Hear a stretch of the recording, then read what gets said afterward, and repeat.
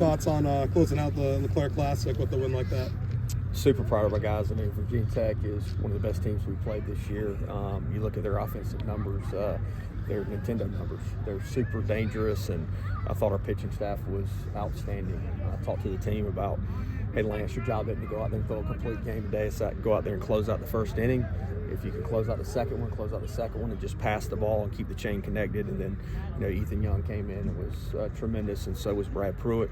Thought we played great defense behind them, and then we were able to get the bats going. I mean, Boucher got us going with a big 2-run homer against a guy that was making our lives miserable with his off-speed stuff. And then the bench was huge, and this team is deep. We're going to have to utilize that bench. And Kalinich, a big sac fly. Braden Burris coming off with, 2-strike single that scored 2 runs. And Keenan going out there for defensive purposes.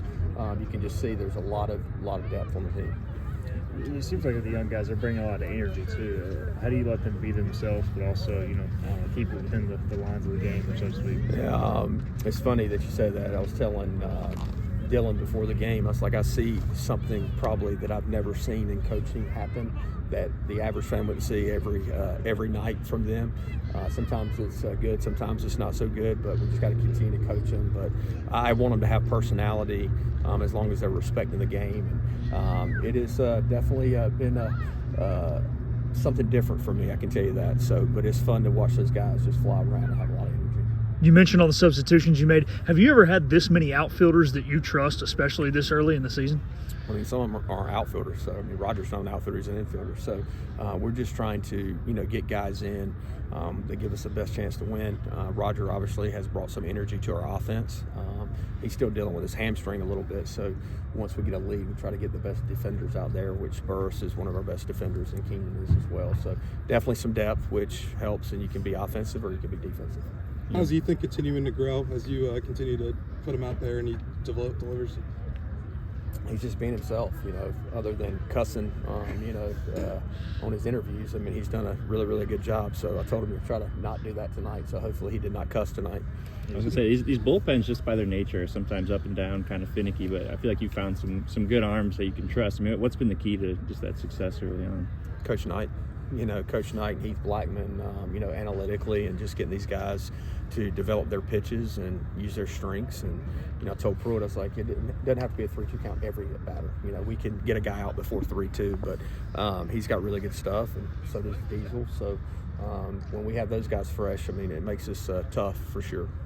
Coach, turf surrounds the home plate. Just curious, in all your years of playing and coaching baseball, now having that here at Clark LeClaire Stadium, have you noticed any differences just with sliding or running or walking up to the plate with turf instead of dirt? Well, it keeps the area behind home plate a lot cleaner, so hopefully we can keep the turf for a little bit longer. It makes it easier for the catchers to block. I tell Walker, I wish I had turf back there when I was blocking. There's some little nuances, of course, with throws from the outfield that can skip up at times and stuff, and you just got to get used to it. Friday was a pretty tough loss, so what does it say about you guys to bounce You weren't back? here. I told them they're all tough.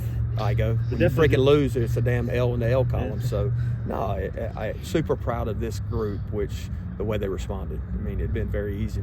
We lost opening day against George Mason, and then we bounced back. And then, of course, as you said, a tough loss when you have a lead.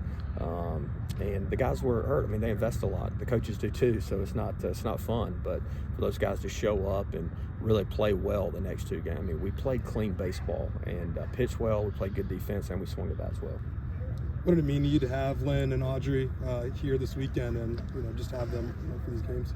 I don't have enough time to talk. I got a chance to spend about an hour with Lynn this morning in my office, and it's so special to me that she cares enough about what's going on in East Carolina still. This is the 22nd Keith LeClaire tournament. When they said it the other day, I was like, oh my God, I can't believe it's been going. Think about the legacy that coaches left and the impact in this community, and for them to come back. Lynn has not missed one since I've been here in my 11th year, and she's never missed a regional or a super regional that we've played in since I've been here, and that means a lot to me. Any update on Raleigh, MRI, or anything there? He took some swings in the cages today. It looked good. The MRI results are not back. He had his MRI on Thursday, and unfortunately they didn't get him back to us on Friday, so we should know kind of what the MRI shows tomorrow, hopefully.